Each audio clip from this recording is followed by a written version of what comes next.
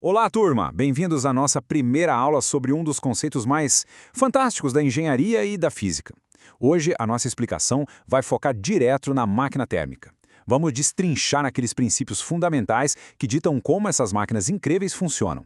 Para quem curte direto ao ponto, a gente vai usar esse material aqui como nosso quadro negro. Tudo pronto para entender como a gente aprendeu a transformar calor em puro movimento? Então vamos nessa! O nosso roteiro de hoje é bem direito. Passaremos por 1. Conceitos de máquina térmica. 2. A história da esfera de Heron. 3. O motor a vapor. E, para fechar, 4. A mecânica da locomotiva. Começando pelo começo. 1. Conceitos de máquina térmica. Prestem bastante atenção nessa definição porque ela é a base de tudo. Uma máquina térmica, em essência, é um dispositivo que é mestre em converter energia. O trabalho principal dela é pegar a energia interna de uma substância, que a gente aumenta queimando um combustível, e transformar esse calor gerado em trabalho, ou seja, em energia mecânica. E o mais brilhante dessa regra é que ela é universal, sabe? Esse mesmo princípio vale tanto para as clássicas máquinas a vapor d'água, quanto para os modernos motores de combustão interna, aqueles operados pelos gases da queima de combustível.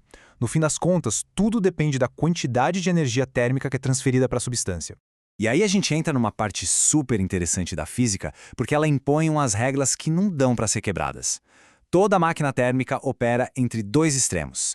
De um lado, a gente tem a fonte quente, que é de onde a máquina tira o calor. Uma parte desse calor vira aquele trabalho mecânico que a gente quer. Mas, do outro lado, inevitavelmente, nós temos a fonte fria. A natureza exige que a parcela de calor que não virou trabalho seja descartada, jogada fora para essa fonte fria. Então, a eficiência de uma máquina é exatamente essa balança, né? Ela tem mais eficiência quando consegue converter mais calor em trabalho e, por tabela, rejeitar menos calor para a fonte fria. É um verdadeiro balé da termodinâmica. Voltando um pouco no tempo. 2. A história. Esfera de Heron. Se a gente olhar lá para o século I, a gente percebe que o pessoal da antiguidade já tinha sacado que o calor era uma energia utilizável. Foi o inventor grego Heron que teve a ideia genial de criar esse dispositivo. Basicamente consiste numa caldeira, esquentando água na base, que manda o vapor por esses tubos laterais direto para dentro de uma esfera de metal. Reparem bem nos dois furos na esfera. É exatamente por ali que o vapor de água escapa. Como ele sai em direções opostas, a força desse vapor faz a esfera girar sem parar. É um conceito super simples, mas que carrega o DNA de todas as máquinas térmicas que iam revolucionar o mundo séculos depois. Dando um salto para a era industrial. 3. O motor a vapor. Agora, mergulhando nas entranhas mecânicas de um motor a vapor de dupla atuação, que é o clássico das locomotivas históricas, aqui a complexidade aumenta um pouquinho. Dê uma olhada nas peças essenciais. A gente tem o cilindro onde fica o pistão, a haste do pistão e uma pecinha fundamental chamada cruzeta, junto do guia dela. Toda essa estrutura robusta está aí para um único objetivo, que é canalizar a força expansiva do vapor com o máximo de precisão possível. E o grande segredo do movimento contínuo está justamente nesse motor de dupla atuação. Mas por que dupla? A mágica toda acontece na válvula corrediça. A haste de comando dessa válvula normalmente fica conectada à cruzeta, e o movimento faz ela deslizar para a esquerda e para a direita. Nesse vai e vem, ela abre espaço para o vapor entrar sob altíssima pressão de um lado do cilindro, empurrando o pistão. Logo em seguida, ela desliza de novo e deixa o vapor entrar pelo outro lado, empurrando o pistão de volta. É um vai e vem muito vigoroso. E um detalhe fascinante da engenharia mecânica é que, nas locomotivas a vapor, é esse arranjo engenhoso das válvulas que permite ao maquinista fazer o trem dar ré. E isso nos leva ao nosso último tópico. 4. A mecânica da locomotiva.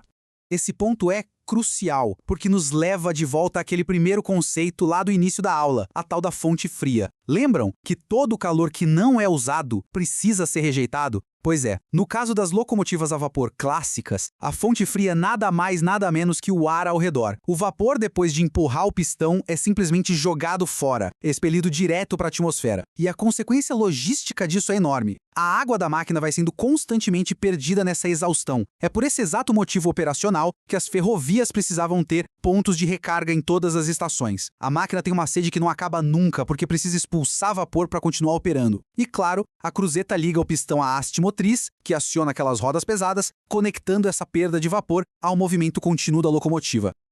E essa exaustão atmosférica tem um efeito colateral sonoro que é inesquecível. Quando a válvula abre para liberar o vapor usado, ele escapa numa pressão tão alta que faz aquele clássico som de shoo ao sair. Quando o trem está dando a partida, o pistão se move devagar, compassado. Mas conforme o trem vai ganhando embalo, o pistão ganha velocidade. E é exatamente essa aceleração da exaustão que cria aquela sinfonia rítmica, aquele clássico shu, shu, shu, shu, shu, shu, que a gente culturalmente associa a um trem a vapor começando a andar.